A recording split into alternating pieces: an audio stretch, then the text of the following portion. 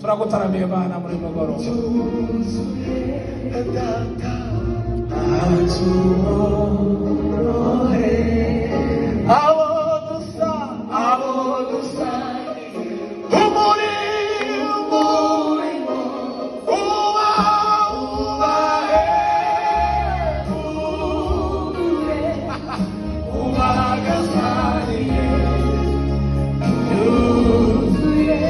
Gufata umwanya uhagije wo kuramya Imana no guhimbaza.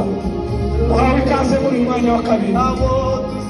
Abishobora bahaguruke, abishobora apfukame, abishobora bazamura amaboko. Usabane n'Imana muri uyu mwanya.